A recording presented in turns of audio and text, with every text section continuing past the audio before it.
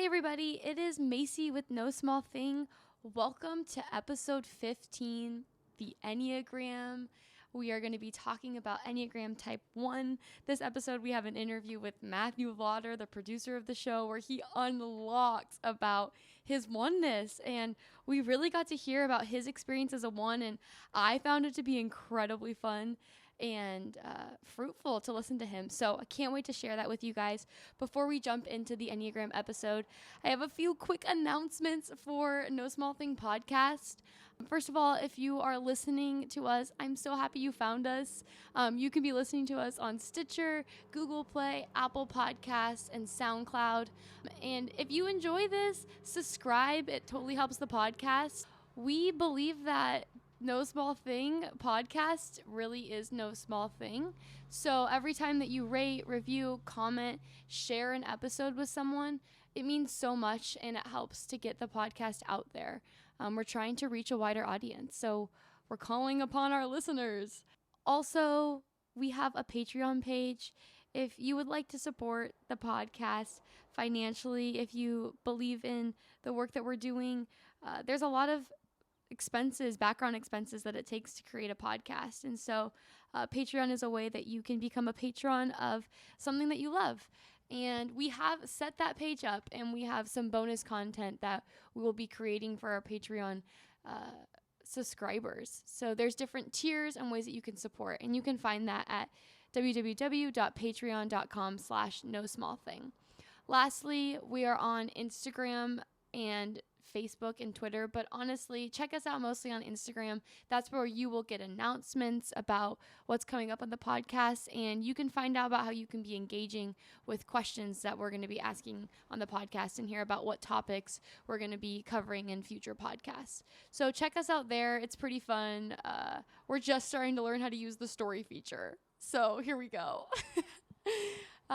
With no further ado, I hope you enjoyed this Enneagram episode. Thank you so much for coming along this Enneagram journey with us. We hope you enjoy.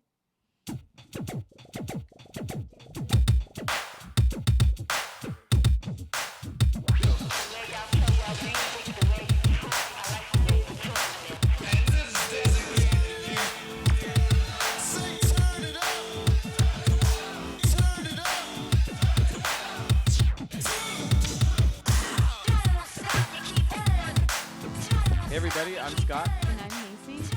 Welcome to No Small Thing. Tonight we're going to be talking about, big drum roll, Oh, drum roll. We've been introducing drum rolls. We should really get that in there. the Enneagram. A real and drum roll. Specifically the Enneagram 1s out there. We want to do, I think it would be so fun to just have an Enneagram podcast. But we know That's true. there's so many other things we want to talk about. And I know we do these big disclaimers. We could do a whole Enneagram thing. We could do a whole podcast on Kendrick. We could do a whole 21 Pilots.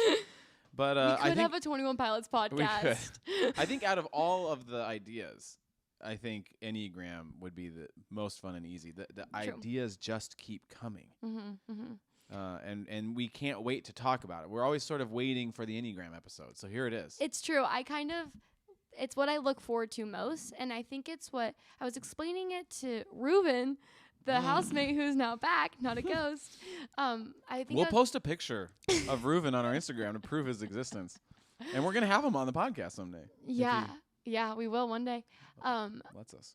I was explaining to him that there's something that's so fun about having these episodes every 5 weeks because it keeps me on my toes in terms of like being in the work of the Enneagram. I know that I need to bring forth information on the ones. Yes. So I'm really here for it.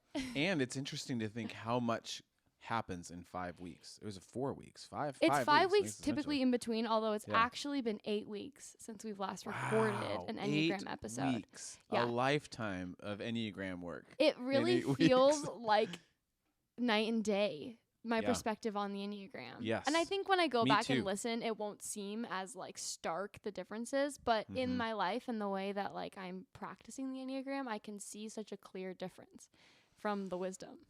Yes. So the last episode we did was on the 4. Ugh. And that I was guess really growing for me yes. doing that episode. Ooh, big things. Yeah, big things happen. I learned a lot about You myself. put yourself out there. I did. But maybe for let's just imagine somebody's joining us for the first time. This is Yeah. the first time they've listened to Welcome. this podcast. Welcome to the conversation. Welcome Oh to my the Enneagram. goodness. Hi. And so the Enneagram, I'm not going to necessarily explain that right now, but what I'll say is there's 9 types, Yeah. and we started by discussing 5 and 4 because that's what we are. Mm-hmm. Now we're starting at 1. Now we're starting at the beginning. Yeah, here we go. I don't Start know at where the very beginning is technically, but I think the beginning starting might at the number technically 1. might be the 9, yeah, actually. I think you're right. But we're It's the starting crown at 1. of the It's the crown of the Enneagram. Enneagram. Yeah. But we're starting at 1. And our plan is to, every 5 weeks on our podcast, every 5 episodes, we're Yeah, going to do 5 an Enneagram episode. and for Patreon supporters, maybe we'll start doing bonus content. Oh, yeah. I think Enneagram bonus. anything. Okay. So I think we're going to talk a little bit about what we've learned since our last episode about the Enneagram. About the Enneagram, and then we'll dive deeper into ones. But it feels like we have a lot to cover in terms of what we've discovered about the Enneagram. Well, what you start us off. Okay. What's something you've learned since the what last is episode? something 8 I've weeks. learned? 8 weeks. So many. Okay. I don't even know if maybe what I've learned is probably the right thing to ask but maybe what aspect of the Enneagram work has been most present in my life is what I'm going to kind of answer. That's a good way of saying it. It's what aspect of the Enneagram work has been most present in your life, Macy?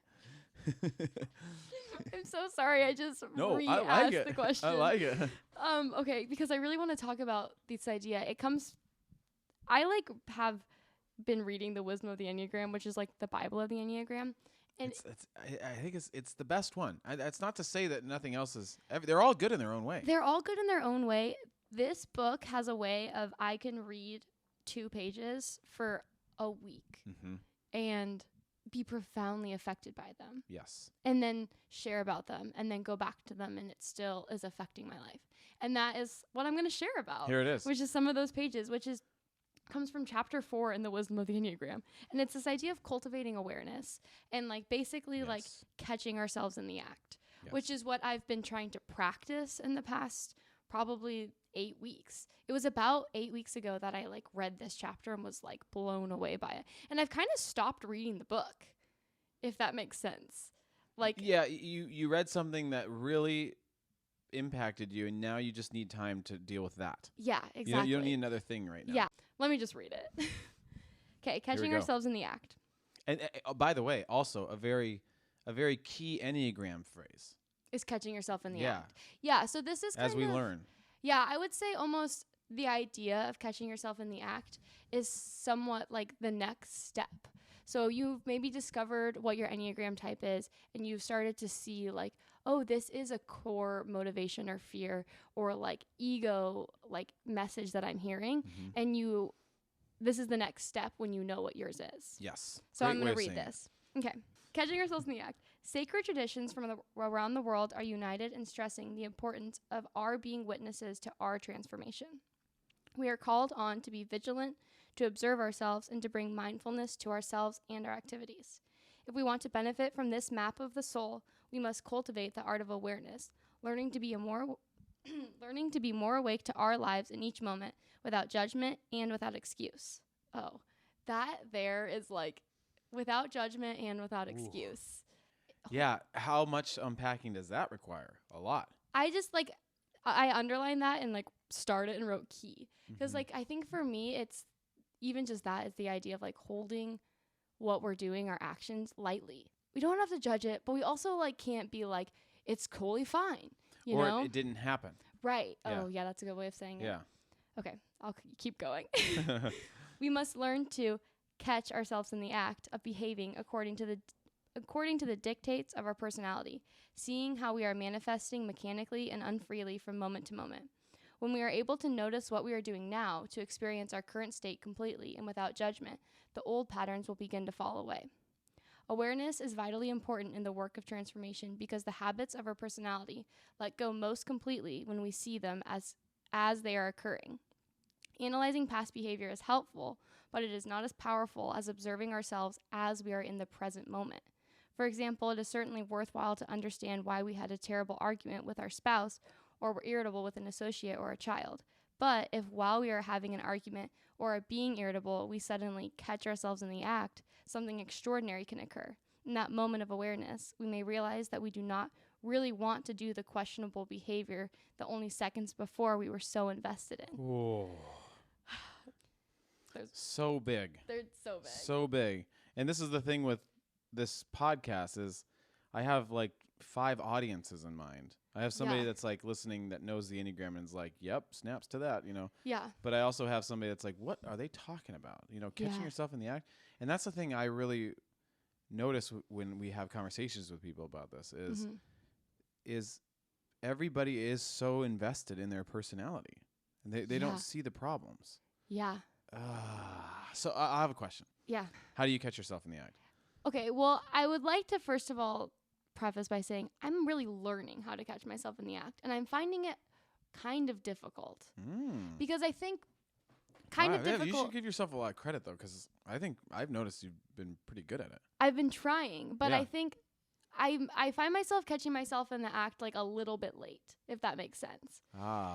But I think for me as a 4, it's catching myself in the act when my emotions are hijacking me. Hijacking. That was another anxiety It podcast was. It's really word. That word has really been like reopening my life. But when I have started to learn to cultivate when I'm becoming irrational.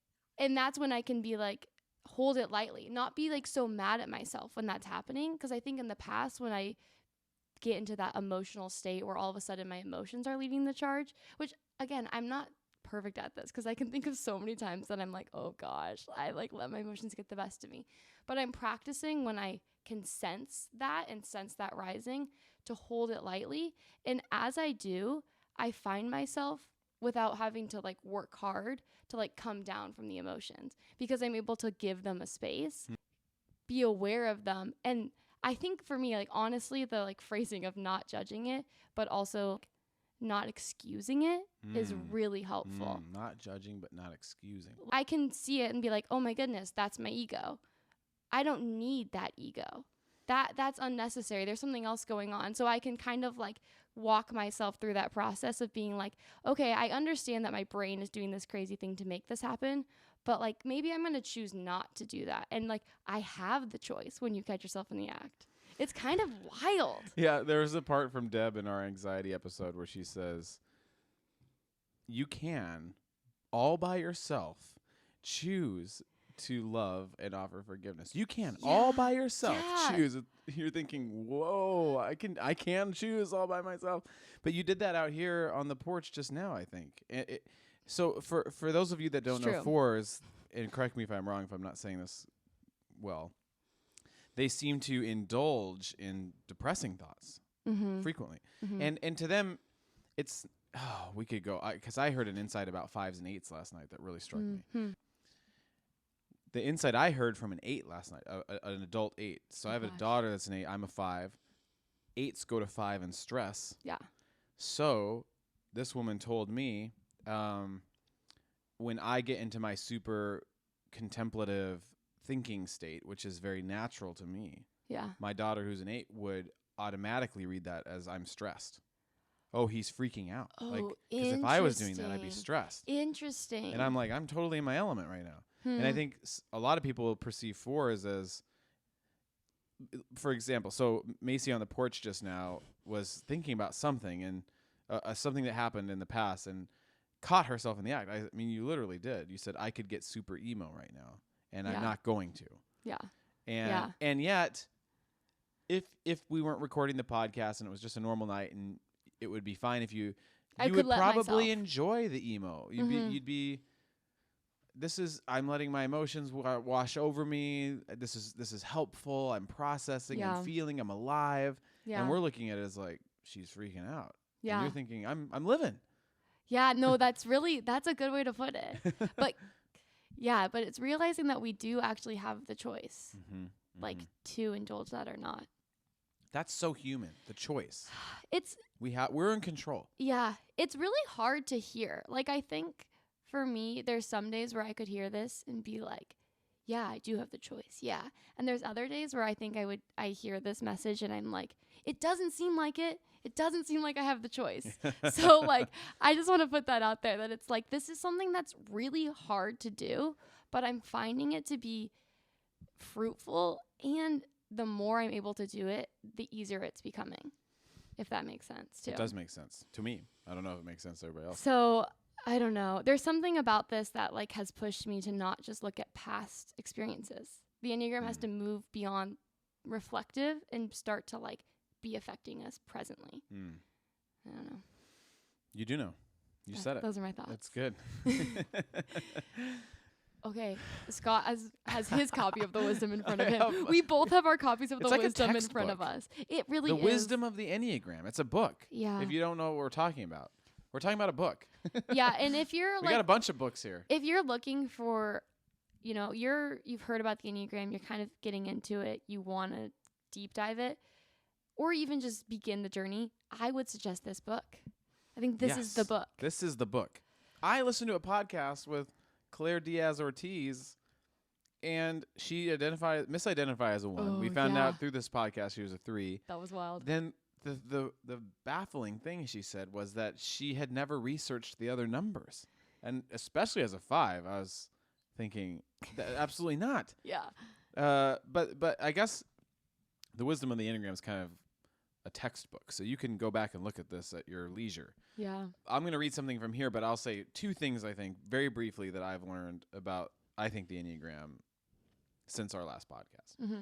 One is, and we alluded to this, is this idea that it is a journey. Mm-hmm. The Enneagram is a journey and a tool, and what I think you and I both have been experiencing is it's never ending. No. It's not like, whenever we talk about this, people bring up Myers-Briggs or something, or Strength Finders, which is great. Go ahead. But it's not that. It is. That's the thing where I sometimes get frustrated because I'm like, it's so different when you are actually doing the work of the Enneagram. It's so reductive to say it's like Myers-Briggs. Yes. I'm like, it's so lacking a full understanding. It's not even in. It's too bad that it's even in the same. Even when we were posting on our Instagram, we're saying personality types, personality. We're using those words, but it's a different thing entirely, and it's hard for me to describe right now. But once you start the journey, it just keeps going. We say to a certain extent, it's like falling down the rabbit hole or whatever, or Alice in Wonderland. Mm-hmm. You know, it just takes you into a whole new world, and I have to imagine it just keeps going. It just keeps going. So there is no, I got my number, now I go about my life. It's You learn to catch yourself in the act. You develop practices. So then the second thing I'd say is, one of the things I've been realizing about the Enneagram is how it seems that the teachers of the Enneagram really advocate for a faith system. Mm-hmm. I think the wisdom of the Enneagram, it might have been this book, has this chart that as you go on your journey, the top part that you're shooting for is something that they would call holy ideas. Mm-hmm. Oh gosh, those have been really blowing my mind. So it essentially says, now you've identified these things. Macy was alluding to this, of catching yourself in the act, but it's essentially saying you can't do it by yourself. No. You need a community or a faith system or a belief structure, and then a set of practices that oftentimes these faith structures give us. Yeah. It's almost like yoga. I'm not an avid yoga practitioner, but I understand the act of yoga is different than any other workout, because it's just the act of showing up that does it for you. The practice, the daily practice. It's not only bodily, but it's spirit, mind, meditation, holistic. Yeah. And you don't force it. You let the movements and the poses do their work.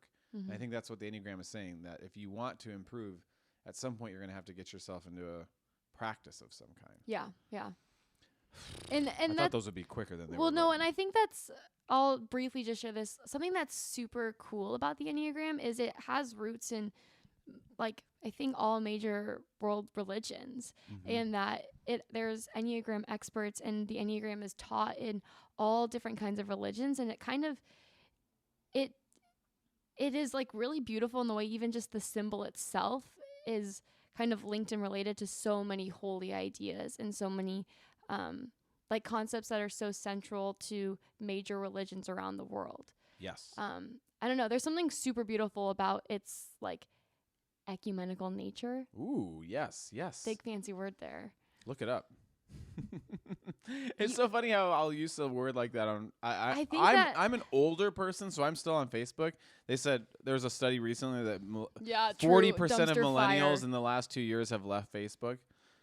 So I'm still hanging on by a thread, but you know, I'll post a word like that, ecumenical, and somebody will be like, "What's that word?" I'm like, "Just Google it. Just It's not a Google big it. deal. Google ecumenical." Ecumenical just means like have but coming from different faiths. Multiple faiths, yeah. Yeah. Like working together and communicating together and being Yeah. in the same room Mhm. together. And yeah, that's So like essentially if what it you means. go to an ecumenical school, it's like, oh, the professors there are from different faith Mhm. backgrounds and they are respective of that and like have conversations in regard to that. You could have an ecumenical spirit. Exactly. Yeah. Great. Okay, so here's you have my. some he's got the wisdom. I've got the wisdom of the Enneagram, and I was in. What a title. It's the wisdom of the best Enneagram. title. Every time I'm like, it is the wisdom.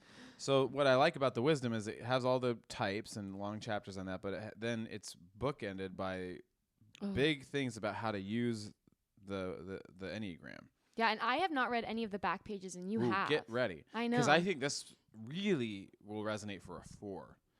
So this is, for some reason, I was reading all this stuff in the Wisdom of the Enneagram on my vacation, but this one just was a bright, shining light, and I have not been able to get out of my brain. It's telling us how to utilize this information now. So now that you've identified your number, that is the first, the most shallow step. It's a very shallow step. Now you got to start doing something with that. It's a shallow step, but it still takes a while to do that shallow step. Big, giant, I'm not saying this flippantly, big, giant applause for finding your number. It's a big step. It's a good step, but it's not, now you've got to do something with that information. Yeah. So this section I'm about to read is called Giving Up Our Suffering. Whoa, whoa, whoa. Tell me to give up my suffering?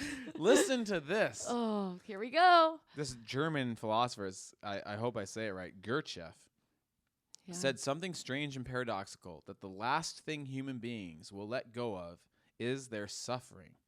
Could this possibly be correct? If so, why? This was profound for me. First, our suffering is familiar. It is what we know, and it therefore feels safer than some other unknown condition. Perhaps we are afraid that if we give up our own personal brand of suffering, some new and worse form will take its place. The second reason is probably a more important one, and it should not be underestimated. Much of our identity comes from holding on to our suffering, from all the complaints, tensions, conflicts, blaming, drama, rationalizations, projections, justifications, and energy that it allows. We could even say that it is the root of our personality. If our suffering and everything that surrounded it disappeared, who would we be? If nothing were wrong with us, we would have to confront the fear of standing alone in the present. And we would have to take responsibility for ourselves. We would have to be willing to make choices and see them through to completion. There would be no more blame, no more stories about the past, no more schemes about the future. We would simply become a living human being facing the vast mystery of existence. In fact, we would simply become what we already are, only now we would fully acknowledge it and live out of that truth. Until we reach full self-realization, the personality is going to keep shutting us down to some degree. It is important for us to expect this, otherwise we can get discouraged and give up. If we persist and keep showing up, however, even knowing that we are repeatedly going to fall asleep to ourselves, the situation will change. In time, our essence will arise more frequently. With each awakening, something new is revealed until the whole picture radically shifts. Gurdjieff taught that the process is akin to adding salt to a glass of water. Nothing seems to happen for a long while until suddenly a saturation point is reached and a new crystal grows in the water. If we refuse to be passive to the mechanisms of our personality, then we are opening ourselves to the divine grace that is yearning to be active in us. As our being gathers force, we become willing to let go of unnecessary suffering and become ever more deeply aware of the astonishing gift of life. In short, the degree to which we release our attachments and their attendant suffering is the degree to which we free our capacity for joy and life itself.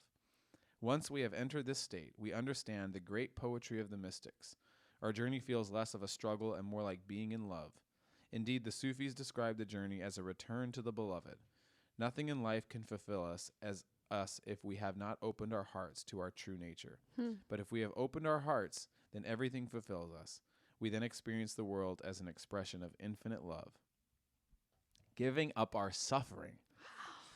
Yeah, that's good. And I think there's probably a little bit of explanation leading into that. The way I understood it was, especially in our relationships, I want, especially parental types and authority figures in my past, to know what suffering they caused me.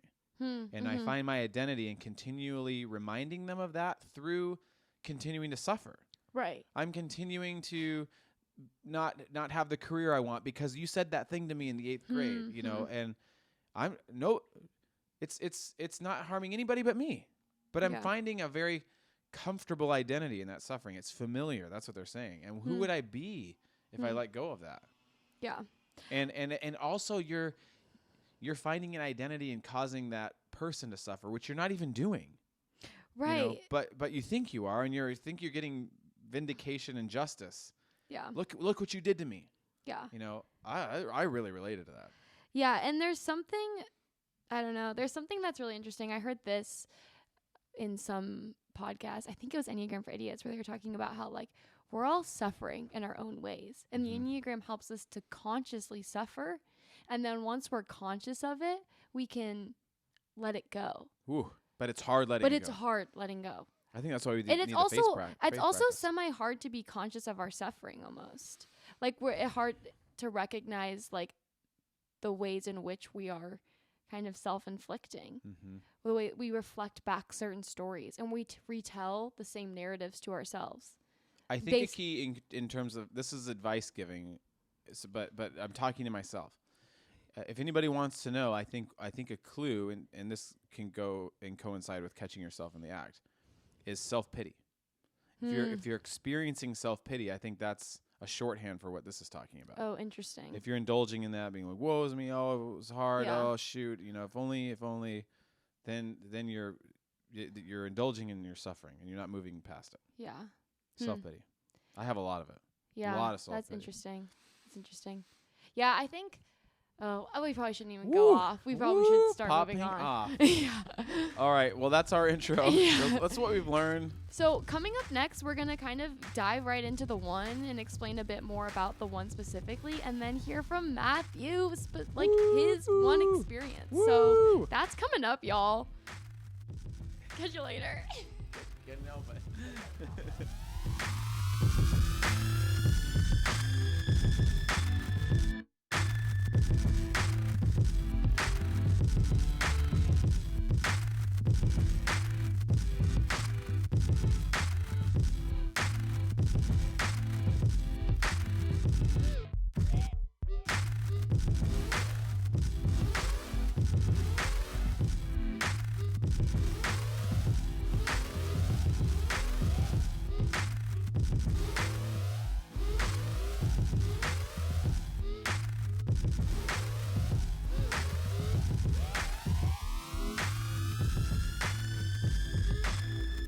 One of my favorite things about being a one is that I'm self-disciplined. I have a lot of friends who think I'm crazy for training for different things.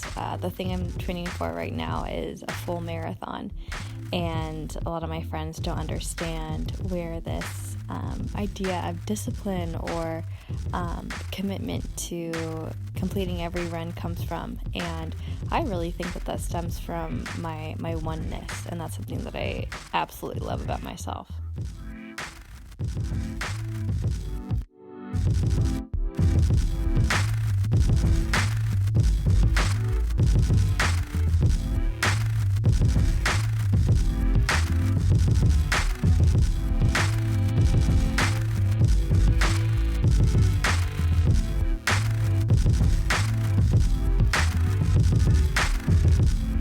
Okay, so we're going to just do a brief intro to the type 1. And one of the words, the wisdom of the Enneagram gives the one the title of the reformer.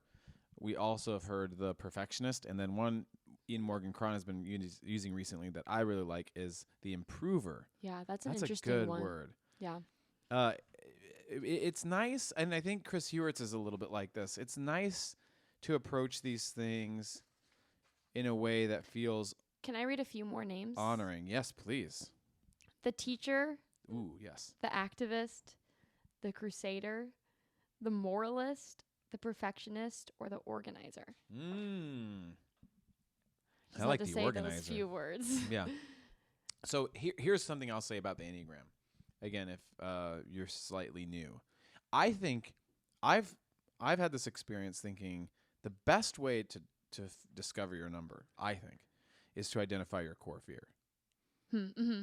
Maybe that's not entirely true, but it seems like a great shorthand. First of all, a test.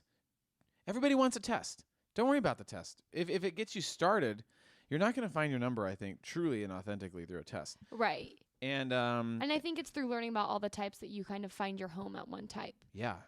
And as Macy and I have been talking to people about it, we'll do a reading. Like there's one book I have called The Essential Enneagram, and we'll read it to someone and they say, and then we'll read another one, another number, another number, and they're not quite identifying. Yeah. When I'm sitting next to someone and I say a 9's fear is losing connection with the people they love, instant tears. And they say, that's me.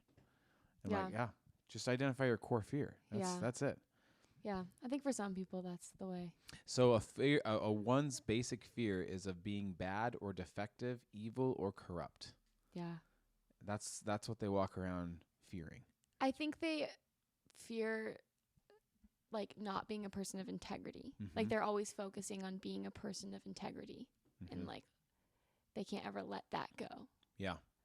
And it says here their basic desire is to be good, virtuous, in balance, and to have integrity. Yeah. Yeah. And it says their superego message is you're good or okay if you do what's right. Yeah, so that's the message that their ego is always telling them, and they're always functioning out of that lens of like needing to do what's good because that will be what keeps them okay. And that's where they find themselves, is in doing and being good. Ooh. It's really action oriented too when you think of it as like being in an instinct. Behavior oriented. Yeah, of like this is what we're all meant to do, is to be here, do good, be people of integrity. They're kind of like the teachers, that's the good word, of like the way we should like all be living, kind of. Heavy quotes. Yeah, and I guess that's another image that the wisdom of the Enneagram has is that our personalities are like a cast, and they're there for a reason. And so for whatever reason, who knows? It's all different for everyone, I'm sure. But the cast they developed was this need to be good. Yeah. And that's the thing with all these numbers.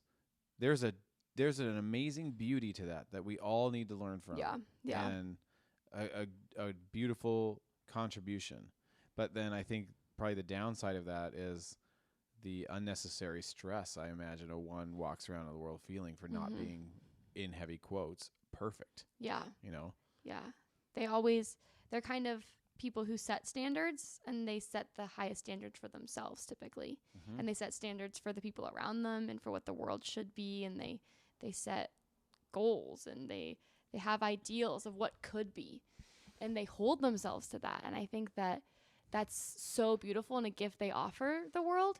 And yeah, I almost want to read this now, as one of my friends shared with me about being a 1, and she called it a burden and a blessing. Oh, but and I thought let's that was read such these good things. language. I forgot about that. Yeah, we should probably read those. There's some comments from our Instagram, and there's some comments from your friends. Yeah. Do you want to read the friends, and I'll read the Instagram? Sure. Okay, sure. And this is something that other friend sent me. Her name's Caitlin, and she's someone who went to college with, lived on the dorms with, and she's a part of my like college like small group, the gathering of people.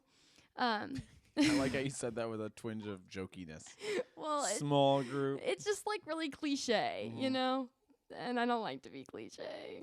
To a certain crowd, it's cliche. Yeah, and probably To the others, crowd who maybe not. listens to a podcast on the Enneagram. Maybe, who knows? Okay. So she said, for the podcast, being a 1 for me feels like constantly having the blessing and burden of seeing what's wrong around me, needs improvement, or in my mind, fixing. Although this stirs a passion in me to pursue justice and see a world in which justice prevails, it often brings a sense of hopelessness and despair when I don't see these existing around me. Ooh, man. Oh, it's so heavy. She it sent sounds me like a another burden. text Ooh, that I will read it. follow up with. And then she said some other thoughts. Years of therapy and supportive friends have allowed me to believe less and less that the internalized voice from childhood that says I'm not good if I'm not perfect is true. I now believe that I've been called good from the start and that grace, acceptance, and love isn't earned by living up to my high standards. I'd like to pause Wow. and say that I think She's done some good reflective work. I would Yeah.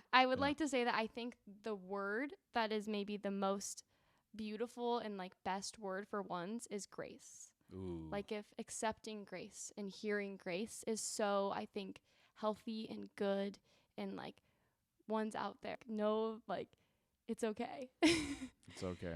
And then she said one final thing. It's still an ongoing lifelong process for me that I hope to continue growing in and healing. Like, yes. And then she said, sleeping at last Enneagram 1 song speaks to my soul and all ones should listen. Expect the waterworks to come. Yes, yes, yes. That you should listen to that and song. it causes us to have so much empathy.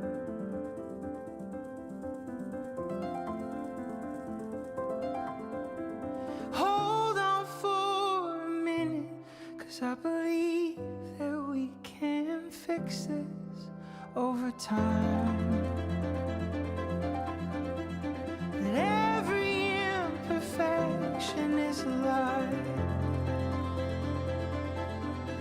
or at least an interruption. Now hold on, let me finish. No, I'm not saying perfect exists in this life, but we'll only know for certain. When you hear that sleeping Yeah. at last song, you're like, is this how ones are? Is this what they're thinking? Oh my gosh. Yeah, yeah. Did you have another friend? Nope, that Okay. was it. The other ones are So then I'll coming. say, you guys, we're really still, I think we're in the, I'll personally just say, there's a 5 tendency with me with our Instagram. I'm just in study mode. I'm like, what works? I know, me too. So I I'm really like, look at insight. We posted 3 different things on one Enneagrams, and this one is the one that took. It's like a comic. It's like a comic. I don't know if it's because of the picture, because essentially It was our the other first 2 one, though. posts. One was a SpongeBob meme, and then the other's a picture of you, or a doodle of the Enneagram, and it's like we actually more aggressively asked for feedback in those. Yeah. But this comic got more feedback. Yeah. Like not feedback, comments, engagement. interaction, engagement. Yeah. Yeah. So, but it's kind of cool. I was really excited about it. So here's what we said. We said, well, we asked the question, read your thoughts on the podcast. What's hard and /fun about being a 1? What areas of your life do you like to perfect or improve? Or if you are close to a 1, what is fun, challenging about that relationship? Yeah. So I don't know how to read people's Instagram names. We have KF Ab Photography. KFAB photography. KFAB Photography. She says, I'm a 1. I have a constant list of things to be done running through my head. I don't, first of all. KFAB Yeah, Photography. I do not. And I have to work really hard not to continuously focus on how to quote unquote fix or quote unquote perfect everything and everyone. The And yes, everyone thing is interesting. yeah, my house is always clean. Oh well. So great insight, very helpful. Then we have Oki.fish. And she says, hi, I'm a 1. Who are these people? I'm so excited they're commenting on the Instagram. I know. This is so Thank fun. you so much. Yeah, I'm a 1, and I have found that I really enjoy being incredibly invested in a few things, though I think it can be a little overwhelming for me and for others. I also enjoy when everything falls into place and is quote-unquote right. It's this wonderful feeling of gratification. What's hard is the need to have everything in order to do quote-unquote well and to be doing everything on time or ahead of my own personal schedule. I hope that helped. It did. That did help. I really like that, like, to have everything in order to do well. Yeah. I think that's like exactly what the ego order. message is. Yes. Is that you're not well unless you're doing everything Getting that's that good and stuff expected in of you. order. Yeah. Yes. Yeah. Then we have Maddie Corbetix. I don't know. These are Instagram words. Yeah. Names. I think her name's Maddie. So she says, I think she was the first to respond. I'm an Enneagram 1. The most fun part about being a 1 is probably that when I'm healthy, I can go to my 7 space and have fun adventures and love life and just let go. That's cool. Yeah. So she sounds pretty knowledgeable at the Enneagram. Go to her 7 space. Yeah. The hardest part about being a 1 is the inner critic, constantly telling me that I could be doing better, that I'm not doing enough. Then I feel guilty. The things I love to improve in my life are my health and wellness, my journey with God, and my house when it needs cleaning, which is always. It's hard to remember grace that's given to me, but when I can remember, it's so freeing. So well said. I love this. I love Instagram engagement. Yeah. Was there one more comment on a different post? Oh, maybe. I think don't want to there miss might it. be. Oh, I think I'm wrong. Happens.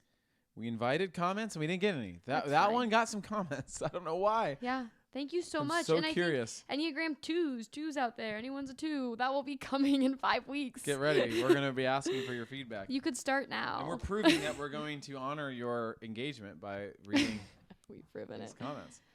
Yeah, so that's the 1. Is That's there the anything one. else to share? In the wisdom of the Enneagram, on the margins, like on the sides, they have this. They have these phrases and quotes that are sort of These are typical of the number, and so I always have so much fun reading these. They're so funny. So usually. I think I'll read these, and then we'll head into our interview Okay, with that's a good idea. our friend and producer Matthew. So 1s can typically be heard saying things like this: "I know how things should be done." Just that sentence. The way you said it too. Everyone is so lazy and irresponsible. I think they're probably thinking that about me all the time. There's a sensible way of handling everything. Right is wrong and wrong is wrong. Is it like right is right and wrong is wrong, and there's no exception. There are no exceptions. Oh, that's one thing that I want to note is that we didn't talk about this, but so 1s. One part of their like lens and experience is they typically are probably the most black and white thinking. They have a sense of right and wrong. 8s, that's probably true. I wonder if that's because 9s don't. Yeah, 9s. I'm gonna say instinct. But I was about to roast 9s, but I'm not. 1s typically have a hard time being swayed to like change their views. Yes. Like if they think something, they typically are like, yep, that's what it is and this is right, and then that becomes a guidepost for what is right and wrong from there on, and they sometimes have a harder time backing up and like accepting a gray area. That's what's so hard about identifying yourself. On the surface, it can look like a certain thing. Black and white thinking. 1s and 8s do it for different motivations. 8s don't want to be controlled. 1s want to be right. Yeah. Oh yeah, true. That's it. And so 1s like having an answer. 1s like having something that is right, and they can have, that's reliable. This is right. And if I follow this, then I can just follow this. This is good and right, and I know this. And so they can just tunnel vision into a right. Yes. Here's a few more. I hear more quotes. One thing you might hear one saying, at least maybe to themselves, I've got to get myself under control. I think that's it. In terms of the perfectionism is self-abuse of the highest order. Whoa. Wow, I just read a really intense one. That is. Woo, woo, woo. Wow. Okay. So tonight we've covered what we've been learning about the Enneagram, and now we've been talking about 1s, and now we're actually interview a real one. So a real one. A real one. Not so up next we're gonna interview our friend and producer Matthew Lauder. Get excited.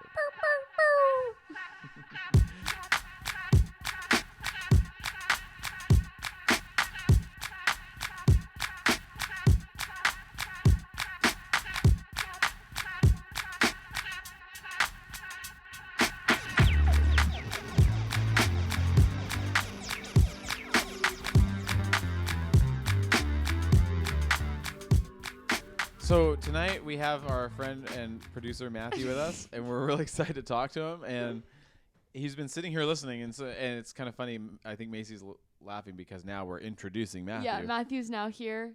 But in pure 1 fashion, he talked. In pure 1 fashion, he's been quietly and appropriately listening and not interrupting. It's been very nice.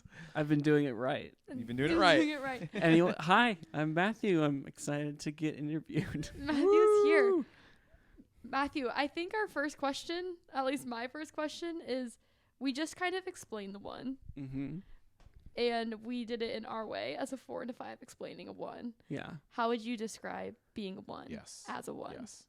I forget whose name it was. I think it was your friend from college who said always being aware of what's bad.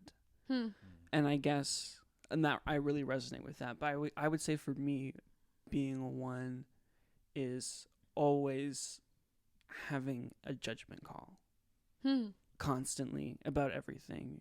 Nothing is too small. So like, It's no small thing. in a very different way. So like, the thoughts I'm having, some of them are good and some of them are bad. The way I walk, so sometimes I can walk well and sometimes I can walk poorly. Walk poorly? Like, the reactions I have to things. This is already worth the price of admission. Those can be good. Those can be bad. So just constantly having an evaluation of everything. Oh, that's good language. That's kind of like a very negative view of it, but there you go. It's just an honest view. Yeah, I think it's an honest view. I mean, Yeah. the work of the Enneagram is to look at the shadow self. Yeah. So that makes sense. Wow. Walking. It's like obviously maybe not always literally walking. That might be your thing, but what I'm hearing is just the sense of there's always an evaluation taking place. Yeah. Woo. And it's just Woo. if I notice it. I used to be really pigeon-toed, and so now I like to make sure that I'm walking straight. Oh, so like, gosh, that's wild. Like you actually really think about how to walk the right way. Yeah. That I is do. super interesting. Wow. Isn't it so crazy how we're all so different? Yeah, It is wild. that is Wow. wild. That's wow. I'm already Right out the like, gate. Right out the gate. Some hot such wisdom. takes here. Yeah. Wow. I think we were going to ask about Matthew's journey of discovery. Like, how did you Yeah. figure out you were a 1? That is a good question. Thank you, So- by the way, for complimenting my question. It started, I think. Okay, it started a long time ago where I just heard the Enneagram just off the cuff, the name, and then it was called like a personality typing system. And I was like kind of confused and I didn't know and I just didn't think about it. And then I think it was while Macy and I We're interns together? were interns together. No, it was a time before that when I took the Riso Hudson test. For, Oh, okay. You did it right. Kind of. And the result I got was 6. Oh, interesting. And 1s and this- 6 often mistype. And this is actually very interesting too. When I got the 6 and it started talking about fear, I was like, oh no, this is wrong. And it kind of seemed almost like the feeling you're supposed to, with quotation marks, supposed to have when you read about your type. You're supposed to like really react to it and Kind of hate it. Yeah. And so at the time I was wondering like, oh gosh, does this mean I really am a 6? But I had a really big feeling of no, this isn't quite right. Yeah.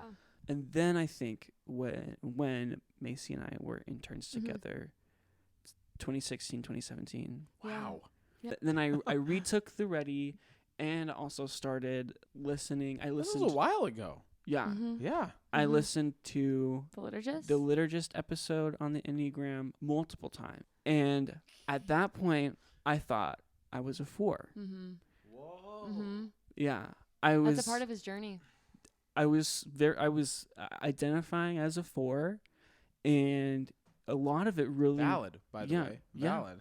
definitely. I As I'm had sitting here looking and talking to Matthew. You know. yeah. And side note, I don't want to interrupt. I am interrupting. This is the journey. I hope everybody's hearing this. If you're interested in the Enneagram or know it, or even if you've just done the surface level work, it takes some time. Like a lot of time. Matthew's highlighting that right now. Because to understand your 6, number 4, is to 1. also, on some level, once you have the language of the numbers, then you start to see yourself living out those numbers, and then you can be a little bit more aware of when you're typing yourself. So it is a journey to type yourself. Yeah. Mm-hmm. Oh, and it certainly was for me. And the typing myself as a 4, again, yeah, like you said, valid, and it made a lot of sense for me. Yeah. This was my first year out of high school, and kind of the defining moment Wow. of my high school experience was choosing to do running start. Hmm. And which for What is people Running Start? who Yeah. are maybe outside of the US or Washington. outside, well, yeah, and outside of Washington, they call it something else. We didn't have it in California. There's a thing in California like it. I never heard of it. Anyway, it's where your junior and senior year of high school, you get to take classes at a local junior college or community college or 2-year college. There's a lot of different names for those. And the classes you take and the credits you get count towards your high school diploma, and they are also college credits. So it's a really good tool for like, this is kind of big picture, but for upward mobility, for like for the whole state. It's a very good initiative. Yeah. But for me, it was a very unhealthy choice. I made this choice because I wanted to be special. All of my friends were doing the like advanced program at my high school, Yeah. and I just wanted to be different. Ooh. And 4 in your tri-type. yeah, maybe, yeah, Maybe. yeah.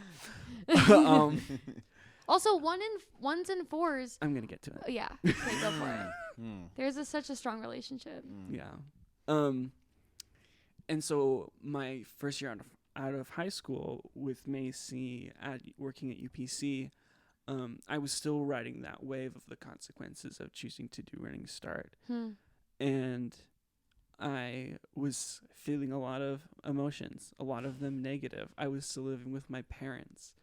So the identity as a 4 really did make sense for a long time.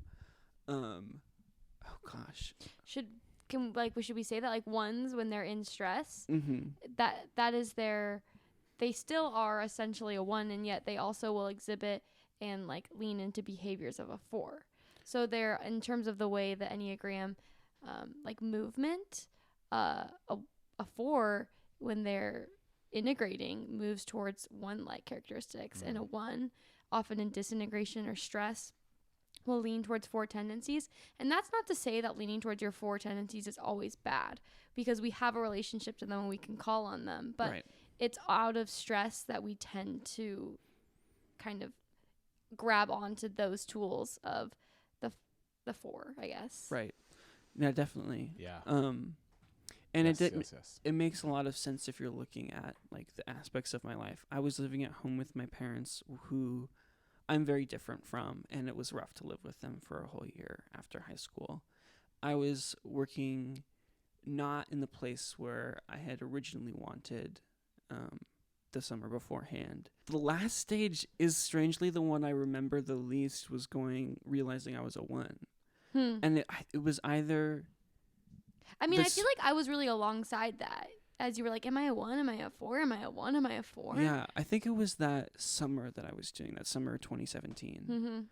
And I think that's fitting too, because then like I think by the fall I was solidified I'm a 1. Oh my gosh, I was depressed for a whole year and thought and was so unhealthy that I thought I was a 4. It's fine. We're very young. Yeah. Everyone. That's another thing too. I mean, obviously, I'm in like youth pastor mode saying this, but this generation, your generation, is more anxious and depressed than any other generation. Yeah. It's like a Facts. epidemic. It's really scary. Yeah. I'm 20 years old. Yeah. I still feel a little bit like a high schooler, to be honest. Yeah. So, You don't act like one. That's good. You're very wise. I acted this way in high I school. a really little respect bit. you guys. Well, Thanks. Yeah. what a nice moment. Great. We have this We man's do. respect. You have my respect for what it's worth. Yeah, so that's kind of my story of typing myself. Did that? I forget the Well, original you didn't question. That's a great necessarily journey. explain like what about the 1 were you like when you found home in the 1, you know? Really, what drew me was the inner critic. The inner critic. Yeah. I have such a harsh inner critic. Yeah, explain that more, because 1s are known for this. We all have voices in our heads, but Right. 1s are like really known for having a voice that's kind of never ceasing. Mhm. And yeah, you just explain it, because one's always talk about it in such a profound way. Ooh. Oh, Get pressure's ready. on. Better Oh be gosh, profound. I'm so sorry. I Don't didn't worry put about that it. word Don't out worry there. about it. It's just they always do. That's good. That's really good. Well, I hope I just In their way. yeah. I guess I talked about it a little bit earlier, but I'm always aware of. I'm always hearing that was bad. Oh, that could have been better. You could have done that better. You messed that up. Oh gosh, you chose to do that. Oh. All the time about everything. Yeah, Oof. that's heavy. And mostly, and I think this is not experienced by all ones, but for me, it's very much self-focused. It's pretty much all about me and almost never about other people or other things. So I think that's where I differ from your friend who said, I see the bad and I want to fix it in the world. And I do. And I think as I'm growing, I do it more of like seeing how my oneness could be helpful. But for up to now, definitely it's all been self-focused. So yeah, that was really what kind of solidified. Oh wow, I'm a one. Yeah. Was it helpful to hear about the inner critic? Yeah. And I thought that was just my conscience. I thought everybody else felt that way too. Oh, I had a conversation about someone recently about the idea of a conscience. It was me. It was you. Yeah. And you're talking about how it's like Someone. this like voice and it's speaking to you and always telling you things. And I was like, that is not what a conscience is to me. Like, that's not my experience, you know? Yeah. So that's what's so interesting is I can relate kind of, but not to that extent. Yeah. And then Oh. more recently on Lexapro, Let's just get real. yeah, I have depression, which actually does really affect my Enneagram journey. Yeah. And so you are hearing the story of a one, but you're also hearing the story of a one with depression. So that's something. I this summer added Lexapro to bupropion. So those are the things that I'm taking right now. And I think it does a little bit suppress my inner critic. And I've been feeling that kind of conscience, that knowing of what's bad and what's good as a more of like a body feeling of just like, and it's at more important times when it's actually useful, I think. And it's a less like mean, harsh voice. Right. It's a more of just a feeling of, oh, I know that like whatever maybe a thought I'm having or an experience I'm having isn't like fitting right, and I don't need it, or like or it needs change. Like you're able to maybe consciously say, I don't need to listen to that voice. Yeah.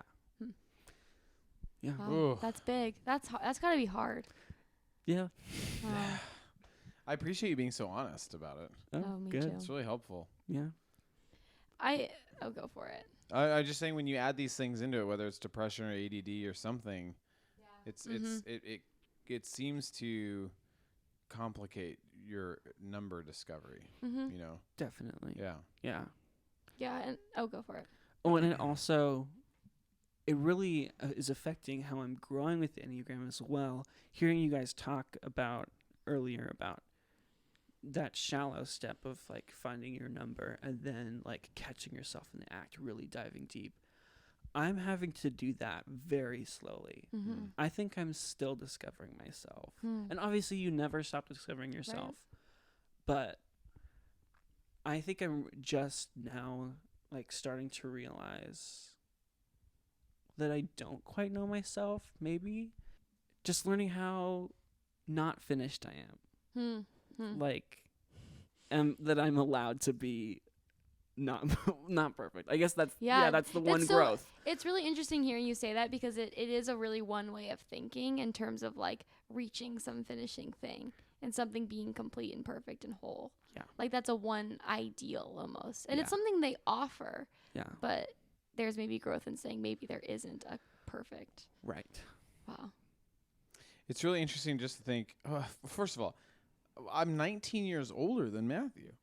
Isn't that funny to think about? Yeah, that's It's crazy. interesting for me to think about. That's like insane when you think about it being like a whole nother life. I'm a whole life older than Matthew. Yeah. Wow. Yeah. Wow. An adult life. 19 older than Matthew. But it's interesting to think. So when I first, we all know each other from working in a church. Yeah. That's the Yeah. whole premise of this podcast. That's not the premise. That's Yeah. just like Yeah, whatever. the expose. So when I started at this church, Matthew was a senior, Mm-hmm. and it's interesting just to think back to this trip. I'll really quickly try to paint a picture. We're going to Mexico to build houses, Mm-hmm. and I'm new to this. I've never done it, and Matthew's done it a few times, 3 or 4 by this trip? Just 2. 2? Okay. So enough to get your 1 juices activated. Yeah. I had already Let's do There- it. on the building teams Mhm. for this trip. There are different, like, everybody specializes for a day, Mm-hmm. but then there's also the master builder. So I had, by the time I was a senior, I was with Scott, I had already been a master builder the previous year. So I was kind of in my element. I'm also like kind of like the one thing that I've been doing my whole life is like working at camp, being like a camp counselor. Yeah. And so there was an element of that, of Mm. like kind of leading this small Mexico group. Hmm. And so I like kind of felt confident in that. And then I had already been a master builder for a year, so I felt confident in that. So I was really wow, in my you element. really were. The Oh, one juices one were juice. flowing. Yeah. Yeah. Yeah. So it yeah. was really no problem that Scott didn't know what he was doing. I had no idea what I was doing. And now that I think back to that Mexico trip, I was really wanting it up out there. That's what I was about to say. Yeah. There were 2 master builders. It was me and someone else. And her leadership style was so different Mm-hmm. from mine. Mm-hmm. Mm-hmm. I was constantly like, I feel like I'm taking over. Annie, do you want to do something? Do you want to do this? Do you want to do that? But she didn't need to. This is great because I was going to tell a big story, but you're doing it, Oh, which is better coming from you, okay. and in a very self-aware way. Okay. Yeah. Cool. And I was really like, I knew when we needed to do stuff. I knew what needed to be done. So When. let me just I, say this. like- Side note. You have this new youth pastor. I'm the new guy. Right. I've never done this trip. You've done it, Yeah. and I'm not any help. I'm minus help. I'm not even medium help. You were not minus help. The only thing I could do is like go around and encourage people. I was like, doing a good job, Matthew. Which that is Yeah. essential and helpful. Please do not I- underestimate Yeah. Sure. that world. I felt so loved and pastored, which is something that's that we nice. hadn't had before because we Aw. were pastorless. You were also just as effective as like a student, so Yeah, it was useful. I was, but yeah, you really took charge. I did. Yeah. Yeah. You organized it. You I knew the was- way to do it. Mm-hmm. And Yeah. there was a booklet that told us exactly how to do everything. That's and so nice. and I had my own copy. That's not normal. And I had made sure to like read it through a few Mhm, times before the trip. Yeah. You're in your element. But I Yeah. even remember this idea. Like I had never been to Tijuana. I went on a Mexico mission trip when I was a sophomore in high school. So by this time, it would have been like 20 years previous. These These- white people. I know. This is what thinking we do. they're Uh, helping. guys, we know. Yeah, this is what we do. We go around the world fixing things. Heavy quotes. Heavy quotes. But If you want us to do an episode on short-term mission trips, I would maybe we gladly. will. bonus episode for Patreon support. No, but I had never done this, and I remember I'm driving the van Yeah. across the border. New experience for me. And Matthew, now looking back in retrospect, it's interesting to think about this in a one way. Yeah. Just as we're crossing the border, he's like, "Scott, you need to turn down the music. Turn down the music." He's like, "Hey, everybody, look, as we're crossing the border, you got to pay attention to this. This is really important for you to notice and appreciate this. Hey, stop talking over there. Hey, you know what you need to know is this is really important," and just this dialogue. And I'm loving it. I'm like, this is great. I don't really know Matthew very well. This is really helpful. But it's like we're crossing the border. Turn down the music is important. Here's how you cross the border. Here's the way. Here's the way. And Yeah. here, Scott's obviously not going to do it. He's new. He's a dope. You know, I gotta step in and do the speech. Yeah. You know, because it has to be done. Yeah. There's like a sense that has And to be done. Yeah, and it's not like this isn't standard for Mexico stuff. This was just what I had experienced my first year at Mexico. And so obviously that was the perfect way to do it. And to be fair, when I did experience it my first year at Mexico, it was very profound. So I wanted to like spread that. This is me defending myself, I guess. But no, it was good. That's the goodness and the shadow side. Like it was a good thing. I was thankful for it. Yeah. Yeah. You know, it's when you think it's the only thing that there's a problem. Right. You know. Yeah. So yeah, I haven't looked back on that from a one perspective. But I was really a pure one that week. A pure one. Well, you were probably blissed out on some level. Did you have some 7 moments? Yeah. Yeah, I did. Not on the site because that's work, but definitely. And ones go 7 in health. Yeah, and I think it's when ones can let go. It's when ones can say, "Oh, maybe I can let something go," and then they let themselves have fun. And a one having fun and like not being rigid. It's like such a gift to. It's so beautiful.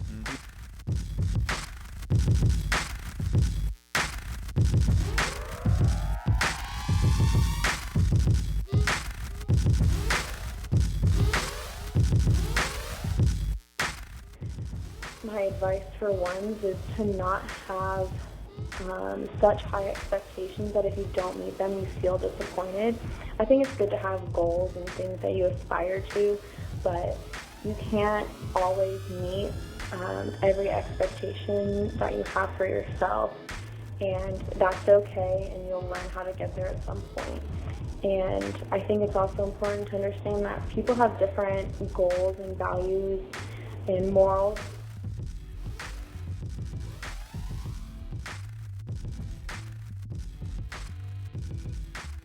The Enneagram has 3 kind of triads within it, and this has probably been mentioned in previous episodes, and it's something that's a really unique and cool aspect of the Enneagram, and I would encourage you to explore it further. I'm going to briefly just say that there's 3 parts: mind, body, heart. And so mind would be the thinking triad, which is associated with fear, and that would be numbers 5, 6s, and 7s.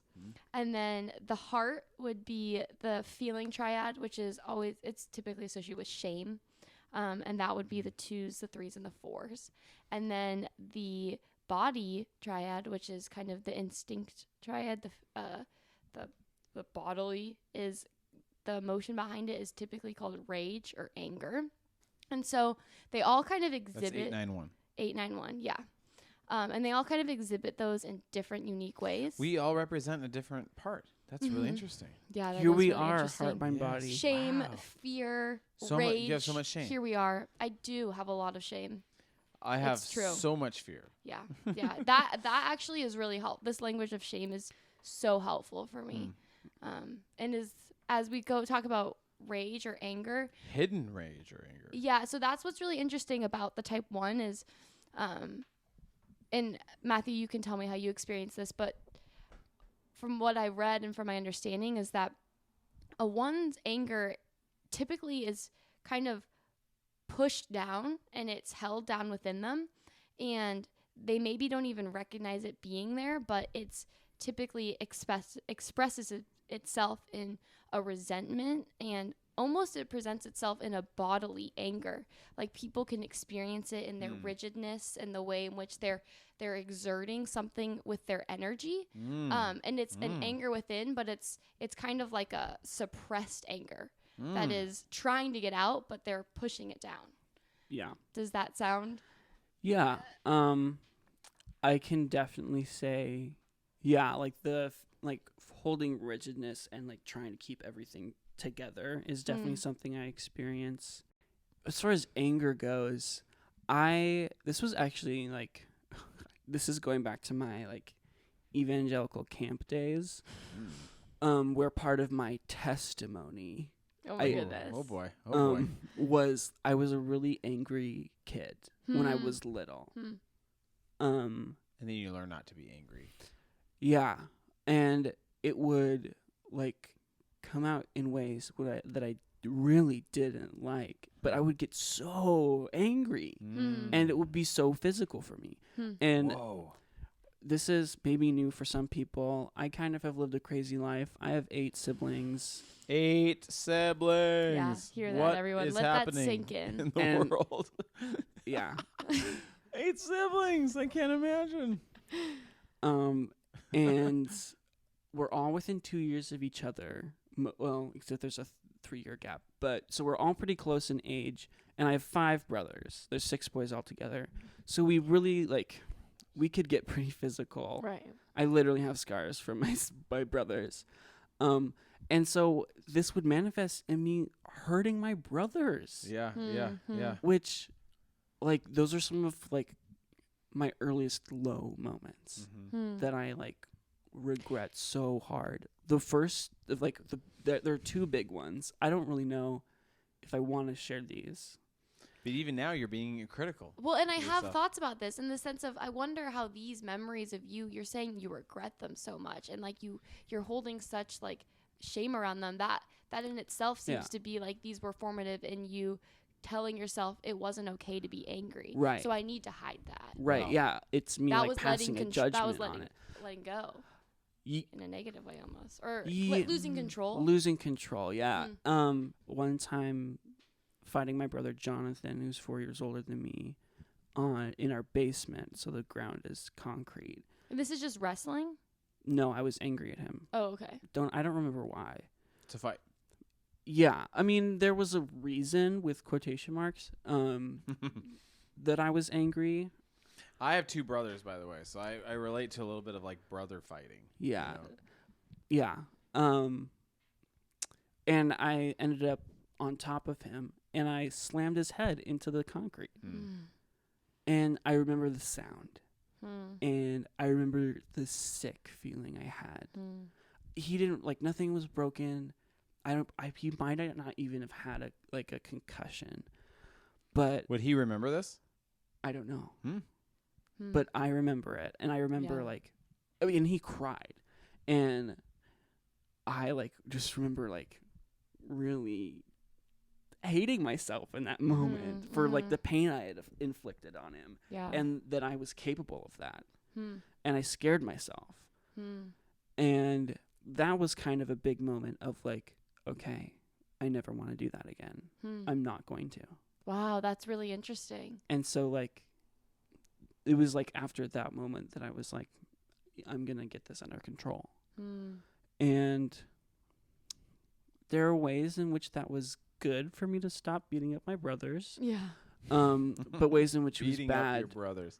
Yeah, but ways in which it was bad, in which I was suppressing real emotions that I had. Yeah. And There then wasn't a space to put that energy because there still is that angry energy. I'm doing a timeline right now, so we'll get to the present. I'm so yes. sorry. That was me correcting you, Oh. being a 1. We're Hi. gonna we're gonna allow ourselves to be corrected by the 1 tonight. Oh, please. Yeah, correct Um, away. And then the second moment is probably, I think, the last time I remember screwing up or backsliding and letting that anger go. And it was when I was in middle school or something, so pretty old for anyway. And I was babysitting. Pretty old to be backsliding, Matthew. I'm really ashamed. You're in middle school now, man. Seriously. Stop backsliding. Oh gosh. Isn't that great? That's such a 1 thing to say. Yeah. I was supposed to be, and this is also so 1 too. I was supposed to be babysitting my little brothers. Well, my parents were I don't know, on a date or something. Or not even something that long. They were at a church meeting or something. And I was cooking dinner. It was in the oven, and my little brother Simeon thought they were done, and I said, "No, they're not done. On the package, it says 12 minutes. It's not over yet. Yeah. You have to do it right." Enneagram number 1. You gotta follow those instructions on Yeah. that package. Yeah, and so I and I'm sure he was also hangry at this point. And so I physically blocked him from opening the oven. And he was super angry, but we were both so heated, and like there was like a little like pushing, but it ended in me judo flipping him onto his back. Whoa. What does that entail? Like a flip? Yeah, I just flipped him and he landed on his I back. flipped him. I just flipped him. Which I feel like Simeon could flip you now. Oh, Yeah. for sure. He did wrestling. Yeah. Yeah. He's like also like a foot taller than me or something. But then like at that moment, like he got so hurt that he stopped being angry and just started being like, I think scared. Scared. I think I scared Ooh. him. Ooh, that hurts for one. And yeah. And I like, gosh. So that was like another moment of like, this is the last time that's happening. These seem to be formative. The burden. Yeah. The burden though, Mhm. like to think that you're striking out on a journey or a life of self-correction and suppression of those and fixing emotions. myself. Yeah. Oh. Mm. Woo. Yeah. Woo, woo, woo. Yeah. And there was also something else I'd been thinking about this week leading up to this episode was some pretty formative moments of like kind of another side of being a one. This isn't really relating to the anger stuff that we started with, but I remember very clearly my parents telling us all the time, just tell the truth when you do something wrong. Like you'll get in less trouble if you don't lie about it. And I don't even remember what I did, but I broke some rule. And then I lied about it. And then I felt doubled down on doing wrong things on some yeah, sense. I did two wrong things. Yeah. Wrong things. And then I remember like feeling so ashamed. And I remember going to the cherry tree in front of our house and climbing up and like crying because I had done two bad things. And then I like took a deep breath and I like remember hearing my mom's voice saying to not lie about it and you will get in less trouble. And I was like, okay, I need to fix it. And so I went back and told my mom, I lied. I really did that thing. I don't even remember what I did. Wow. And like from that moment I was like, and it worked. She said, you know what? Okay. Like there was a punishment, but I'm glad you told me the truth. And like, that means something. And I was like, okay, the rules work. Like that makes sense. Whoa. I The did rules work, yeah. I did what I was supposed to do and it turned out the way that I expected. Wow. This is the way to do things now. Oh, my brain is being expanded right now. Yeah. Because just the way we all approach that situation, you could. I like the idea of inserting every number into that me too. I was story. thinking of how an 8 would respond They'd be so like, differently. "That's right. Mm-hmm. I broke that rule." You know, Yeah. a 5, I'd be sitting in the tree and be like, "What is a rule, anyways? Like, who says?" And then mom says, and then what? I broke it, and then now what does dad say? But what is? I would be spinning into what is a rule? Who says I broke it? Yeah. I think I would probably be similar in the sense of like going to the image of going to a cheery and sitting and crying. Yeah, that was kind of a me, 4 stress for moment sure. for me. And I would go to my parents and be crying and say, I did this horrible wrong thing. Please forgive me. And I would make a scene of needing forgiveness and I would dramatize it for sure. Yeah. That's what I would do. But you were so matter of fact. It's not even a matter of fact. It is matter of fact, but it's also this. At a very young age, it sounds like the way you tell the story, like hyper assessing the rules. Right. I'm getting it. It's almost like reading the package on the back of the soup. Mm-hmm. How do you make it? How do I engage in the world? Yeah. Here's the instructions. You go tell mom the truth. She forgives, and then This happens. here's we move how on. we do it. Yeah. Yeah. Wow. Yeah. So that was like maybe some really formative moments of me creating my one mask. Yeah, no, for sure. Those are really interesting. Yeah. Matthew, And bring in the heat. Yeah, really. yeah. Oh gosh, I think and part of the reason why I took those rules so seriously is because like this is getting into my like fundamentalist Christian upbringing because those rules came from my parents. Honor your father and mother. Those rules had the power of God behind them. Oof. Ooh. So, Okay, I have this book. It's Yeah, called this is the Any book. Type Structures. This is, out of all the books, this is by a guy, his name is Claudio Naranjo. Who is like one of the like He's hardcore. Enneagram fathers of the modern movement. And the subtitle of this book is Self-Analysis for the Seeker. Isn't that a great title? wow. Mm. Oh, it was written for a 5. Probably. This is the most harsh book I've encountered. Oh gosh. It's just Here we there's go. no fluffiness. It's all harsh. Yeah. You know, all these other books that we look at have a nice little Gifts of the number. gifts of the numbers. This is something I wanted to read about ones that I found today. I'm going to say I read this chapter twice today. I'm not they're not long chapters, so I'm not like bragging. I'm really self-conscious about bragging. For some I know reason. can Scott Keeps get through coming an up in this episode podcast. without Jeez, I'm Having catching an myself issue in the with I'm act. not bragging, but I read this chapter twice today. Okay, I just thought this was interesting. I put 3 exclamation points. There we next to go. this wow. when I underlined it. And I think I was indicating to myself that I wanted to read this out loud to Matthew.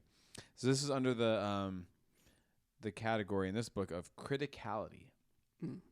Criticality. So this is essentially saying how criticalness expresses itself in a 1 or how it works. Mm. Moral, I just thought this was heavy and complicated. Moral reproaches are another form of perfectionistic disapproval. Just that sentence. Moral reproaches are another form of perfectionistic disapproval, and not just expressions of anger, but a form of manipulation Whoa. in the service of unacknowledged demandingness. I'm not even getting to the juice yet. I'm just going to read that again. Moral reproaches are another form of perfectionistic disapproval, and not just expressions of anger, but a form of manipulation in the service of unacknowledged demandingness. So here's the thing. I wonder if this resonates with you and what you'd have to say about it.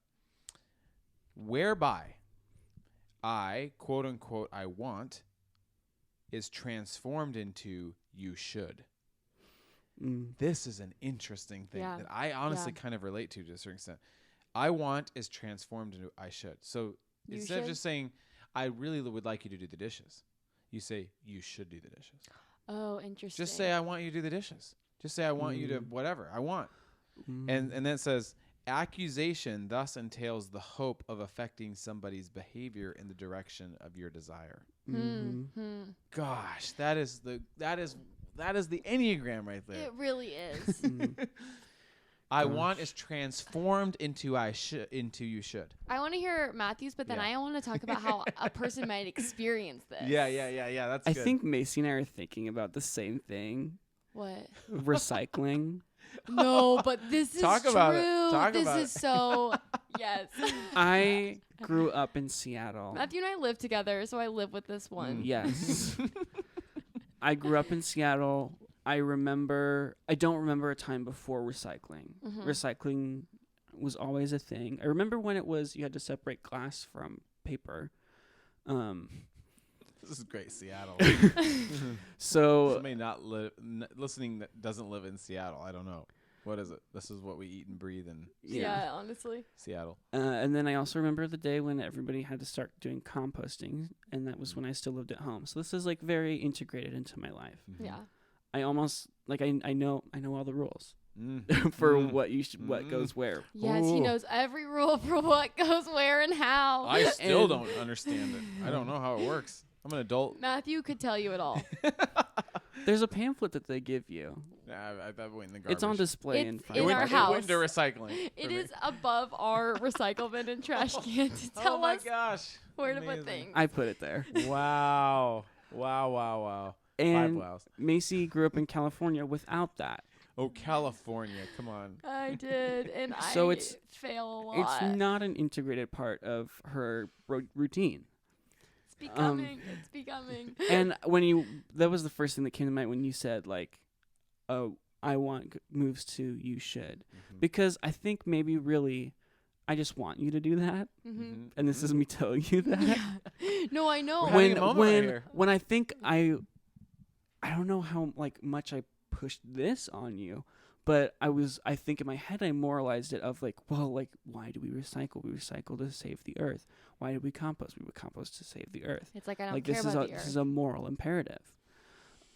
If you're not recycling correctly, you're ruining the earth.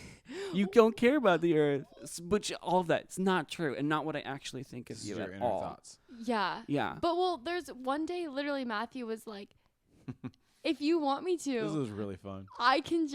you can put them in the sink and I can clean out the things that need to be recycled, because one day he was like, there's too much stuff in it. And I was like, I don't think so. And he was like, if you need to just leave it in the sink, I'll rinse them out for you. To be specific, when you're recycling glass or plastic, it must yes. it Here must it be is. clean and dry. Otherwise, when it gets to the separation center, it will be put in the trash. Oh my god. So Dry? it can't be wet. If it's wet, it goes in the I don't know compost. any of this information. If it's full of food, they can't recycle it. Yes, I know. I'm working on it. I'm sorry, this is not me like no, No, this I is good. know. This is gold. This is like This is honestly gold. gold. This is So that's- how I experience it. yeah, this is what I want to hear now. How do you experience that? And you were going to talk about something else. Well, I too. was going to talk about someone who I don't even know if they're a one, and I don't know them that well, but I only have experienced them a few times in work settings, and I just am like, you have to be a one by the way they present things. I'm kind of new to this job. I've been there about a month now, and it was in my first week, and I was like learning how to use the kitchen and different things. And as a 4, I take everything personally. So this is also, ones can sometimes like activate that side of me when they get into corrected mode. And so this person walked by and I was using the like handle of the sink thing, like not even wrong, but there was just a better way to do it. And Matthew's nodding his they head. come in with a way it can sometimes be like, I already know. you can do it this way, and if you do it this way, then that like it saves this, and this is why you want to do it. And they come in with so much energy with why this is the way to do it. And I, as a person who like receives that, I'm like, oh, I could have been doing it better. Like, I'm so sorry. And I immediately feel like, oh, like in that ones, like they don't even realize the way that sometimes they're coming across with an underlying, almost, it seems like anger. This just brings up how different types respond to different numbers. Like, and it's interesting to think about how we're different. And you're in the heart, he's in the gut, I'm in the mind. Yeah. The one, I think, triggers all of my 5-ness. I want to be like, who says what is the best way, and how do you know? You don't know. Yeah. There's 20 more ways. I get so agitated, and it sends me into a tailspin. You get more emotional. I get triggered emotionally where I get shameful Yes. of like, oh gosh, like maybe I am deficient at this. Maybe I don't know how to do the dishes. There's And- something wrong with me. Exactly. And there was that same person another time told me something else about like, this is the routine and this is how we've always done it. And they didn't really have a sense of like recognizing that I was new, and they were just like, this is what we do. And I think ones can sometimes be so lost in just explaining, because I think that's what they would want, is just to know. For sure. And Oh my that's gosh. the thing yes. is, it's like Wow. not, it's like Wow. they would want that insane clarity, and they would want Oh. the explanation why, and they would want to know all the details why changing this sink works. And then they would be like, oh yeah, great, got it. And for me, that's not how I experience it always. But Nothing can trigger arrogance in me more than somebody telling me how it's supposed to be. I'm like, oh, supposed? Really? There's a way? that's so funny. You're It triggers so- the opposite thing in us. Yeah. That's Well, and what's so there's- fun about the Enneagram. Yeah, and that was interesting too. You were saying about like it's sending you in a tailspin if you're like well, why is that the right way? Like, Yeah. who said? And then that throws me into a tailspin of like, well, this is why. No, like, listen, this is Yeah. why I think that. Well, it's funny. That even makes me think of our picture on our Instagram of El Diablo. I'm sitting there listening to you, and your pose is literally like explaining, like, It's like Scott, an explanatory this post. is how Patreon works. you Yeah. know? I would love it if the first time I entered a job and someone just told me exactly how to do it, Yeah. and then I could just replicate it Oh. exactly. Oh, that's when you think about. That's Because I've literally what you entertained don't the want. idea of being one. That's when you know these You're not. indicators. That would be the worst case scenario for me. Yeah. And it's happened. I remember my first day doing dish pit at my job. Yeah. That's just what you wash dishes.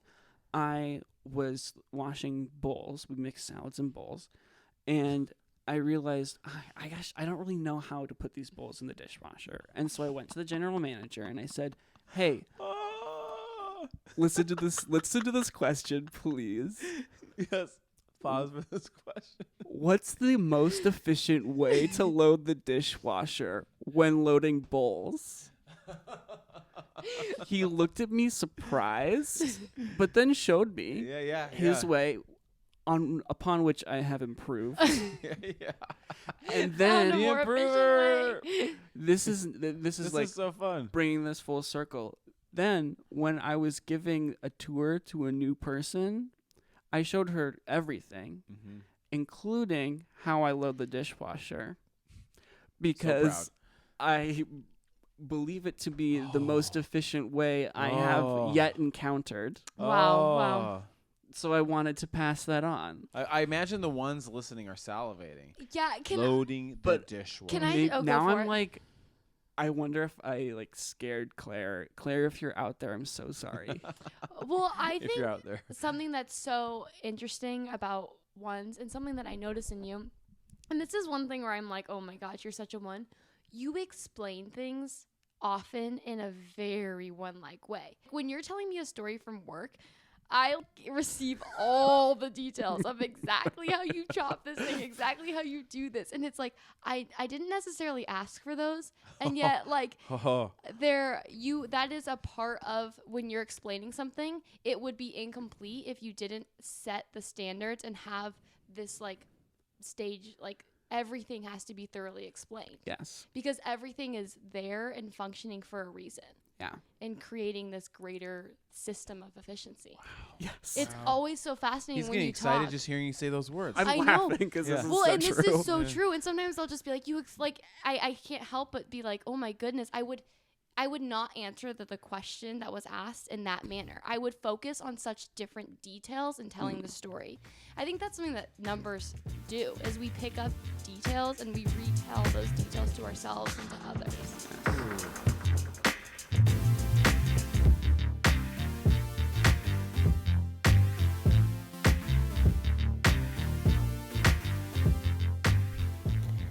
One of the hardest parts about being a one is when I become overly serious. If I don't catch myself, I can be just very judgmental of myself, very inflexible, and very critical of different situations, just playing out in my head, well, that could have gone better if I had only done this, or things of that sort. So I've found that one of the ways that I really overcome my tendency to be over serious is when I really look to some of the people I get to call my friends. I love it when they are able to kind of stretch me and help me grow into what it could look like to be more flexible and more goofy, more loosey-goosey is what I love when my friends bring that out in me.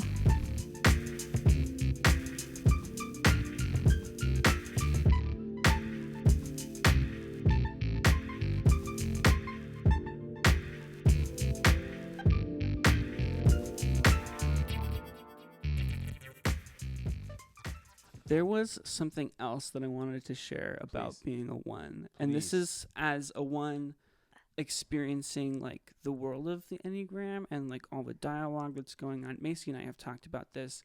There's a big disconnect, I feel, from almost most ones, I would say. Because the stereotype of the ones is the type A, like A student, like got everything done, does it all the right way, is so organized. My room's a mess. This is like internet humor joke. My life is a mess. Not quite, but like internet humor joke. For those of you that tune into the internet, my life is a mess. You get the joke. My room is a mess. I'm the roommate who doesn't do the dishes enough. Who leaves like my dishes in the sink. I am not going to a university right now. I like got poor grades in high school and college. Like when I see this like standard of ones who are like high powered and like doing it and fixing things. And Macy and I kind of landed on what I think kind of defines this, and I don't know if this is reflected in any Enneagram Yeah, works. we were just kind of spitballing ideas. Yeah, this is Matthew and Macy, but it feels so true to me, is that I'm debilitated by my perfectionism. I'm not motivated by it. I'm not activated by it. My perfectionism shuts me down. I'm right now at work, I'm trying to move up to be a shift lead from just being a team member. And me and the GM talked, and what we talked about is that I'm slow at prep, which is when you're like prepping vegetables, because I cut everything perfectly. I remember exactly how we were taught by Chef Tom, the COO of Evergreens, how we're supposed to cut everything. And so I try to do it perfectly. Yeah. And it takes too long. Yeah. Wow. And she said it nicely, but basically I need to like stop trying to be perfect and just cut the vegetables so that we can open the store. So, Woo. And That sounds real. and then in other like areas of my life, in bigger ways, like at school, I like come to a realization I can't do this perfectly, so I don't do it. yeah. I like, and that's also kind of, I think, part of going back to why I chose Running Start, is that I kind of realized that I would maybe not make it and do IB perfectly. That was like the advanced like courses, and I didn't. And if I couldn't do it perfectly, then I didn't want to do it at all. There it is. That's part of it. I was listening to, I think it was either the Enneagram Journey or Typology podcast to check out, people. And it was a parent of a 1 talking about their child and how they saw their child multiply try different sports, and they would do it for a season and then they seemed to be enjoying it, but then not do it ever. Like they would stop doing it.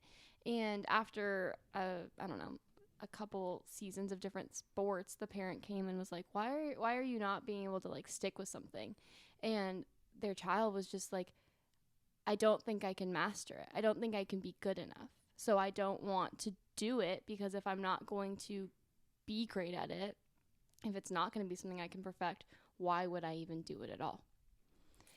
That's the reason why I've stopped most things in my life. Yeah, that's so, yeah.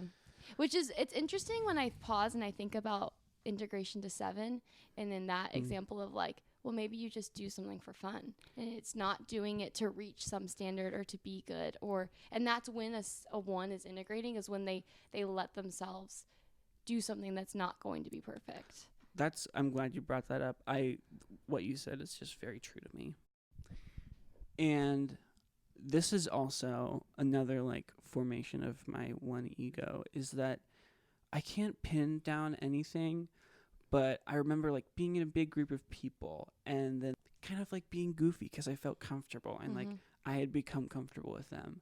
But then like saying like something that was like kind of off, or like a joke that people didn't get, or like I felt like I had just like shared too much. I had gone to a place that was uncomfortable. And then to me it felt like 2 different Matthews, like comfortable Matthew and then like presentable Matthew. Woo.